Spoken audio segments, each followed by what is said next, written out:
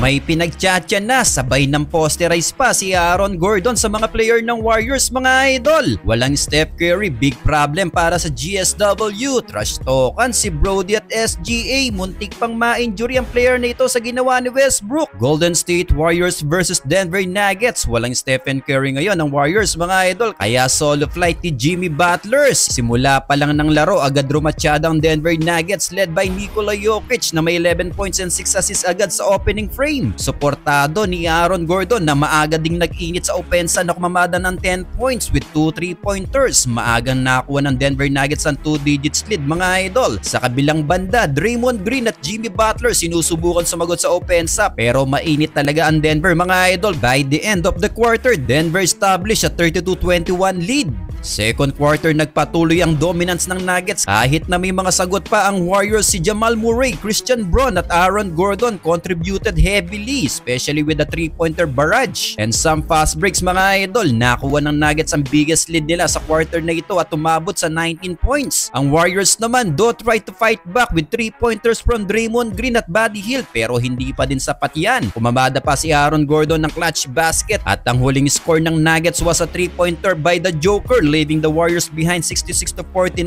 at the half. Entering of third quarter, Jokic patuloy pa rin ang pagdodomina sa opensa ng Nuggets habang struggle naman ng ibang player ng mga Warriors mga idol. Si Draymond Green naman nagalis Stephen Curry, tatlong 3-pointer ang kanyang pinakawalan sa quarter na ito mga idol, leading the offense ng Warriors na mayroon ng 17 points. At si Kuminga ay nakahambag din sa opensa pero hindi enough to close the gap. Denver was up by 22 points at 1 point. Heto pa, Aaron Gordon pinagchatcha si Buddy Hield mga idol. After naman yan, pinosterize pa niya si Quintin Pose. Well, unstoppable si Jokic na may 26 points na. Lobo na din sa 22-point lead sa pagtatapos ng third frame, 99-77. Fourth and last quarter, hindi na pinasok ang starter ng Denver mga idol. Struggle ng Warriors in just 2 minutes sa last quarter ay inalabas na din ang kanilang starters. Sa huli, panalo ang Denver Nuggets sa final score na 104-129. Nagkainitan din kanina si Russell Westbrook at ang MVP na si SGA. Trash talkan mga idol. Maganda ang simula ni Westbrook sa opening frame, leading the offense of Sacramento Kings with 11 points. Dikit lang ang laban. Yun nga lang mga idol, pagdating ng second quarter, biglang lobo ang kalamangan ng Thunder led by Isaiah Hartenstein na kumamada ng 15 points sa quarter lang na ito. Perfect 7 of 7 from the field. Umabot sa 2 digits lead ang hawak ng Thunder under 4-minute mark na mag-trash talkan pa si Brody at SGA. Sigaw ni Brody, he can't guard. Napapailing lang si SGA mga